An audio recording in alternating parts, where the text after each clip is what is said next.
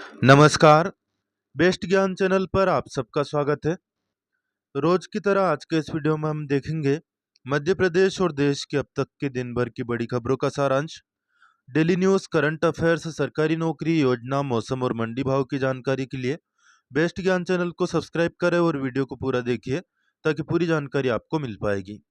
Bhopal Kanpur corridor के लिए हाल ही में 4 लेन अपग्रेड करने के लिए भोपाल से विदिशा, विदिशा से ग्यारसपुर, सताईस घाट से चोका और चोका से केमाहा पैकेजों के लिए 3589 करोड़ रुपए की स्वीकृति केंद्रीय सड़क परिवहन मंत्री नितिन गडकरी ने दी है। इससे इस इलाके के जो लोग हैं उनको काफी फायदा होगा। मोदी सरकार ने हाल ही में किसानों को दिवाली का कौन सा बड़ा उपहार दिया है, आगे बात करेंगे।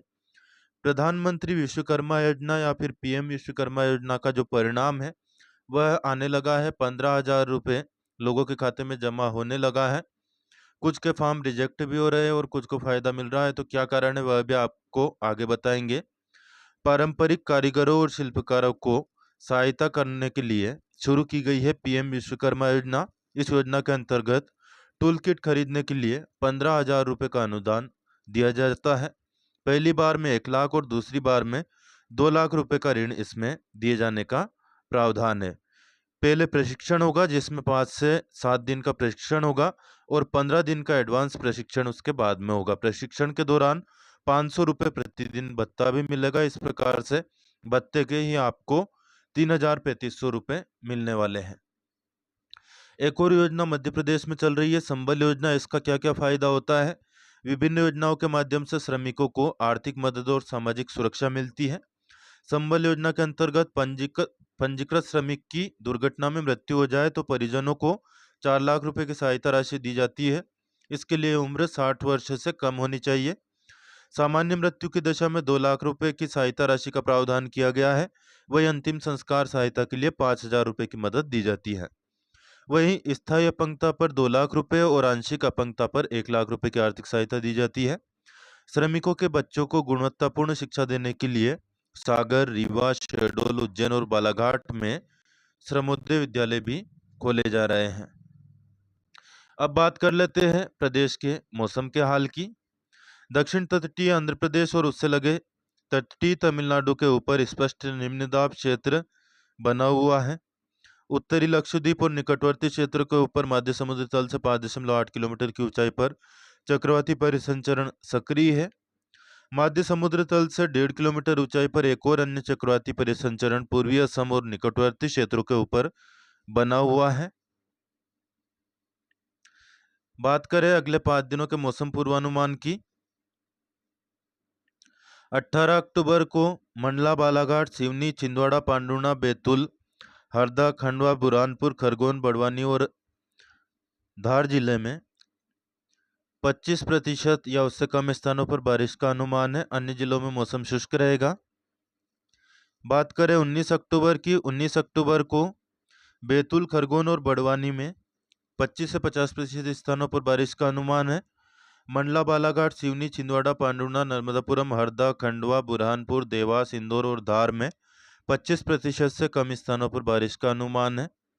वही 20 अक्टूबर को सिवनी, छिंदवाड़ा, पांडुर्णा, बैतूल, नर्मदापुरम, सीहोर, देवास, खंडवा, इंदौर, खरगोन, धार, रतलाम, झाबुआ और अलीराजपुर में 25% से कम स्थानों पर बारिश का अनुमान है। अन्य जिलों में मौसम शुष्क रहेगा। वही 21 अक्टूबर को सिवनी, छिंदवाड़ा, पांडुर्णा, बैतूल, हरदा, खंडवा, खरगोन और बड़वानी जिले में 25% या उससे कम स्थानों पर बारिश हो सकती है। दिवाली के तोहफे के तौर पर सरकार ने हाल ही में किसानों के लिए रबी फसलों के समर्थन मूल्य में बढ़ोतरी की घोषणा की है। गेहूं का समर्थन मूल्य पिछले साल था 2275 रुपये, इस साल 2425 रुपये रहेगा। 150 रुपये की प्रति क्विंटल वृद्धि की गई है। जौ का समर्थन मूल्य पिछली बार 1850 था, अब रहेगा 1980 रुपये, 130 रुपये की बढ़ोतरी इसमें है। चने का समर्थन मूल्य 5440 रुपये से बढ़ाकर 5650 रुपये कर दिया गया है, 210 रुपये की वृद्धि हुई है। मसूर के समर्थन मूल्य में 275 रुपये की बढ़ोतरी के साथ इस बार 6,700 रुपये मूल्य रहेगा। रेपसीड और सरसों का समर्थन मूल्य रहेगा 5,950 रुपये, इसमें 300 रुपये की बढ़ोतरी की गई है। वही कुसुम का समर्थन मूल्य 5,940 रुपये रहेगा, इसमें 140 रुपये की जो है बढ़ोतरी की गई है। पचोर मंडी, उदनखेड़ी मंडी और प्रदेश की लगभग सभी मंडियां 17 अक्टूबर को वाल्मीकि जयंती के अवसर पर बंद थी। 18 अक्टूबर शुक्रवार को घोष विक्रय नीलामी कार्य नियमित समय से शुरू हो चुका है। वही 16 अक्टूबर का जो भाव रहा था, खुन्नेर मंडी में सोयाबीन अधिकतम 4445, गेहूँ 2818, मसूर 6390, सरसों 5850 और चना 6600 तक बिका था। वही पचोर मंडी में 16 अक्टूबर को सोयाबीन का अधिकतम भाव 4580, गेहूँ 2901, चना काटा 6650, मसूर 6400, सरसों 5800 और धनिया 6380 रुपए तक बिका था। किसान भाई यदि होल्ड कर सकते हो तो सोयाबीन होल्ड करें। दिवाली के भाव निश्चित तौर पर दिवाली के बाद भाव बढ़ेगा। भाजपा नेता नायब सिंह सैनी ने लगातार दूसरी बार हरियाणा के मुख्यमंत्री के रूप में शपथ ली है। फोटो आप देख सकते हैं। पीएम नरेंद्र मोदी, केंद्रीय गृह मंत्री अमित शाह, भाजपा के राष्ट्रीय अध्यक्ष जेपी नड्डा और अन्य एनडीए नेता पंचकुला में नायब सिंह सैनी के शपथ ग्रहण समारोह में शामिल हुए।